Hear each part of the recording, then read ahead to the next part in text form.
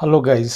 कैसे हो आप लोग? आई होप आप लोगों की प्रिपरेशन डिप्टी डायरेक्टर के लिए अच्छी चल रही होगी। आज हम लोग एक एक्सक्लूसिव चीज़ डिस्कस करने जा रहे हैं। ये है previous year question paper deputy director का।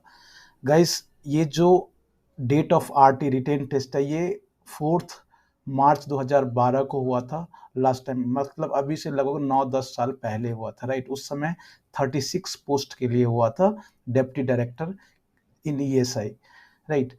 तो ये एक्चुअली ये इस क्वेश्चन को एनालाइज करने से पहले अब मैं आपको बता दूं जो कुछ इंपॉर्टेंट बात है जो मैं आपके सामने रखना चाहता हूं, राइट।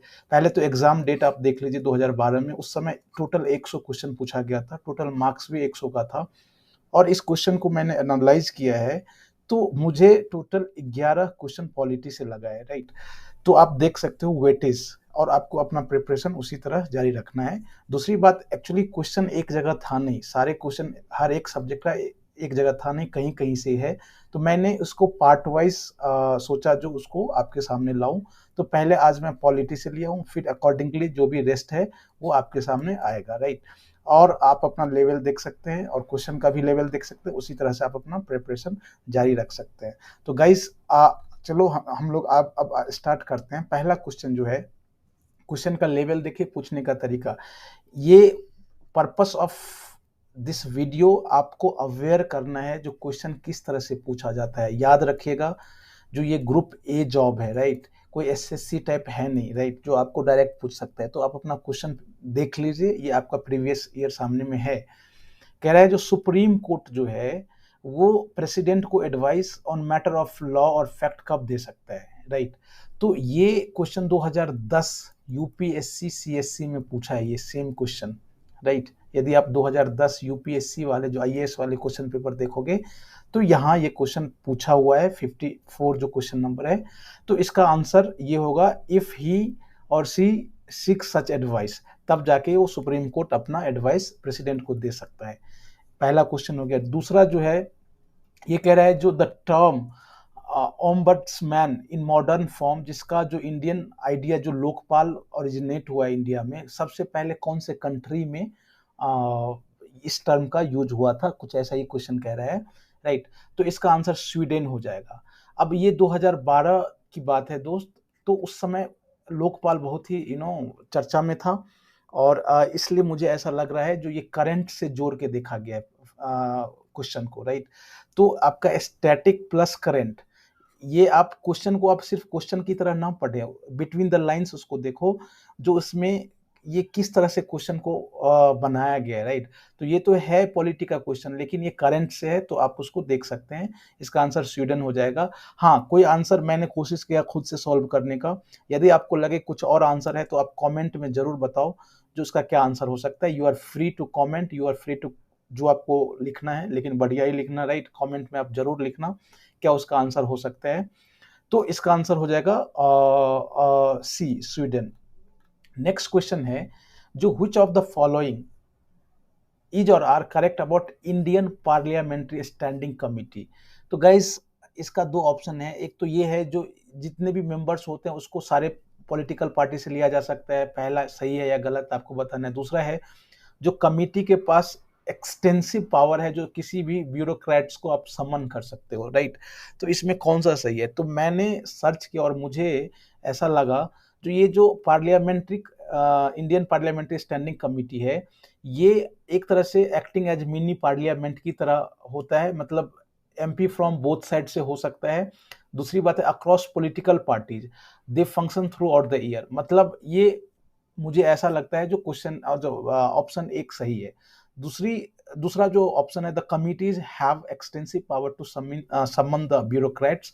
तो यहाँ आप देखो, if considered necessary the committee summons secretary of ministries concern to give evidence about the action taken by the government. मतलब मुझे ये भी सही लग रहा है, राइट। तो इसका आंसर मेरे अनुसार बोथ ए एंड बी हो सकता है। बाद बाकी आपको करना क्या है, यदि आपको कोई डाउट लगे आंसर में तो आप खुद ट्राई करो और कमेंट में लिखो। लेकिन इससे भी जो इंपॉर्टेंट बात है, जो क्वेश्चन किस तरह से फॉर्म हुआ है ये आपको देखना है, किस तरह से पूछा जा रहा है, क्या फैक्चुअल है, क्या कॉन्सेप्चुअल है, क्या किस तरह का क्वेश्चन है, राइट, और किस चैप्टर से लिया गया है। आप सिलेबस से मैच करो और आप इस तरह से अपने तैयारी को स्ट्रॉन्ग करना है आपको। नेक्स्ट क्वेश्चन है जो ये कह रहा है जो पब्लिक डिस्ट्रीब्यूशन सिस्टम के बारे में पूछा जा रहा है। इसमें कह रहा है जो स्टेट गवर्नमेंट जो इंडिया में है उसका काम क्या है, distributing food grains through a network of fair price, ये काम है। या फिर सेंट्रल गवर्नमेंट क्या है, जो आइडेंटिफिकेशन ऑफ जो बीपीएल को पहचान करना है और इशू करना है बीपीएल कार्ड को। तो ये मुझे दोनों गलत लग रहा है, ये एक दूसरे के उल्टा है। यहाँ जो यदि आप इस आपको आपको वीडियो रोकना है और उसको पढ़ना है, मैं आपको बता देता हूँ। जो सेंट्रल गवर्नमेंट का काम ये होता है, पहला वाला होता है, और दूसरा वाला होता है स्टेट गवर्नमेंट का। तो मेरे अनुसार इसमें नाइदर वन नाइदर टू है। आपको डाउट हो तो आप जरूर नेट पे सर्च कीजिए और उसको आप देखिए। आप यहाँ से भी पढ़ सकते हैं, ये मैंने आपके हेल्प के लिए रखा है, राइट। तो आप देख सकते हैं जो क्वेश्चन का लेवल क्या है, क्वेश्चन किस तरह से पूछा जाता है। नेक्स्ट क्वेश्चन जो है ये कह रहा है जो राइट टू लाइफ, इसमें कौन सा सेंटेंस सही है या गलत है, राइट। तो ये कह रहा है there is no explicit right to clean healthy environment in the constitution of India. मतलब ये कह रहा है जो इंडियन कॉन्स्टिट्यूशन में जो healthy, there is no explicit right, जो इंडियन कॉन्स्टिट्यूशन में क्या ये एक्सप्लिसिट राइट दिया गया है, राइट। दूसरा कह रहा है जो Supreme Court of India elevated the right to clean environment to status of human right by reinterpreting the right to life. तो गाइस पहला वाला मुझे लग रहा है जो इंडियन कॉन्स्टिट्यूशन में राइट टू हेल्दी एनवायरनमेंट या राइट टू क्लीन नहीं है, लेकिन सुप्रीम कोर्ट ने इसको राइट टू लाइफ जो आर्टिकल 21 है उसमें उसको एक्सटेंड किया है। तो सिर्फ इसका आंसर मेरे अनुसार 2 होना चाहिए। हाँ, यह मैं कह दूं जो आप डेप्टी डायरेक्टर से रिलेटेड जितने भी वीडियो है या लेक्चर्स है, मैंने एक प्ले लिस्ट में डाला है, आप वहाँ से जाके सारी इन्फॉर्मेशन जितने भी वीडियो देख सकते हैं। प्लस आप नए हैं तो जरूर सब्सक्राइब कर लेना, क्योंकि ये आपके एग्जाम को ईजी बनाने के लिए ये सब किया जा रहा है, राइट। तो आप एक बार सब्सक्राइब कर लीजिए, लाइक कॉमेंट भी कर दीजिएगा। नेक्स्ट क्वेश्चन है 70, कह रहा है जो ये ग्राम पंचायत और हाई कोर्ट से रिलेटेड है, राइट। तो आपको ये मैं आपसे चाहता हूं जो ये क्वेश्चन का आंसर आप कमेंट में करें, आप सर्च करें, राइट। अब मैं इसलिए बोल रहा हूं जो आई ट्राइड बट मैं किसी एक कंक्लूजन पर नहीं पहुंच पाया, तो इसका आंसर मैं नहीं दे पाऊंगा। तो आप जरूर आप अपने लेवल से उसको, आपका 2 कॉन्सेप्ट क्लियर हो जाएगा, 2 टॉपिक ही क्लियर हो जाएगा, एक तो ग्राम पंचायत वाला और दूसरा हाई कोर्ट वाला। तो आपको सर्च करना है और कमेंट में लिखना है जो इसका क्या आंसर हो सकता है। वैसे आप देख लो जो क्वेश्चन क्या है, ये कह रहा है जो once the election process of gram panchayat has started, high court क्या कर सकता है, can not direct election officer to stall the proceedings.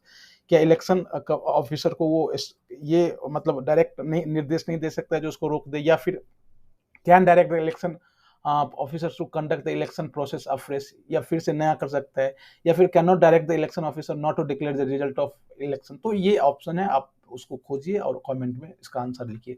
Next question ये कह रहा है in India NRI can vote, हाँ कर सकता है। यहाँ जो है voting rights for NRI were introduce only in 2011। अब ये जो रिप्रेजेंटेशन ऑफ पीपल एक्ट 1950 है उसके तहत। दूसरा क्या है, citizenship is not based on any religion. तो इंडिया में जो है सिटीजनशिप कोई रिलीजन पर बेस्ड नहीं है, राइट। सर्वधर्म समभावना is basic spirit of constitution. अब गाइज इसका मतलब जो मैंने देखा है, सर्वधर्म समभावना, इसका मतलब होता है जो equal respect to all religion. तो क्या ये कॉन्स्टिट्यूशन का स्पिरिट है? तो मैंने देखा जो कॉन्स्टिट्यूशन का स्पिरिट प्रियम्बल दिया हुआ है, तो मैं सिर्फ यहाँ ओनली फर्स्ट और 3 ऑप्शन में जाऊंगा, दूसरा आंसर ऑप्शन गलत है। तो 1 और 3 है, आप अपने लेवल से उसका आंसर देखो क्या है, राइट। इसके बाद नेक्स्ट कह रहा है जो which commission recommended appointment of Lokpal. अब देखो उस समय लोकपाल बिल्कुल नया था, राइट। 2011 में अन्ना हजारे का आंदोलन आप लोगों को याद है, राइट। तो उसी समय लोकपाल बहुत आया था, इसलिए ये 2 क्वेश्चन उससे पूछा गया, करंट प्लस स्टैटिक, ध्यान देना आपको। तो इसका आंसर हो जाएगा जो ARC 1, जो first ARC administrative reform commission है, उन्होंने 1966 में शायद उन्होंने ये कहा था, राइट। नेक्स्ट क्वेश्चन है 74 का, ये कह रहा है जो IRDA insurance regulatory and development authority जो है, ये उसके मेंबर के बारे में पूछ रहा है। जो 10 मेंबर का टीम होता है जिसमें एक चेयरमैन होता है, 5 होल टाइम मेंबर होता है और 4 पार्ट टाइम मेंबर होता है, ये सही है बिल्कुल। 4 सेक्शन 4 के तहत आप इसको पढ़ लो, ये सही है ऑप्शन। दूसरा ये क्वाजी जुडिशियल बॉडी यहाँ है, तो इसका आंसर हो जाएगा बोथ 1 और बोथ 1 एंड 2, राइट। तो इसका आंसर 74 का हो जाएगा 1 एंड 2। इसके बाद जो नेक्स्ट क्वेश्चन है ये कह रहा है जो कौन सा डिपार्टमेंट है सेंट्रल गवर्नमेंट से फ्री है, मतलब इंडिपेंडेंट है। तो मैंने इसका नेट पे सर्च किया तो मुझे ये डिपार्टमेंट ऑफ एटॉमिक एनर्जी और डिपार्टमेंट ऑफ स्पेस लगा है। कहने का मतलब 2 और 4 सही है, राइट। आप कमेंट करके इसका आंसर बताओ क्या हो सकता है। लेकिन इससे भी ज्यादा जरूरी है जो आप क्वेश्चन का पैटर्न देखो किस तरह से पूछ रहे हैं। This is important, this is necessary. Next question है जो 99 का, ये बिल्कुल इजी क्वेश्चन है आप लोगों के लिए। मैं आपसे कहता हूँ वीडियो को पॉज कीजिए, उसको पढ़िए, उसका आंसर दीजिए गाइज। तो ये आज का पार्ट 1 था जिसमें मैंने पॉलिटी का क्वेश्चन पेपर डिस्कस किया हूँ, राइट। नेक्स्ट पार्ट जितने भी रिमेनिंग है सारे सब्जेक्ट का, मतलब 11 आउट ऑफ 100 में मैंने डिस्कस कर दिया है। जो 89 क्वेश्चन है जो अलग अलग पार्ट का है, मैं जल्दी उसको उस वीडियो को लेकर के आऊंगा। The purpose of making this video is make your competition और योर एग्जाम इजियर। तो आप यदि नए हैं तो जरूर सब्सक्राइब कर लीजिए, लाइक शेयर कमेंट कीजिए, और फिर हम लोग अगले वीडियो में मिलते हैं। Thank you, thanks for watching, bye bye, take care and do study hard, bye bye.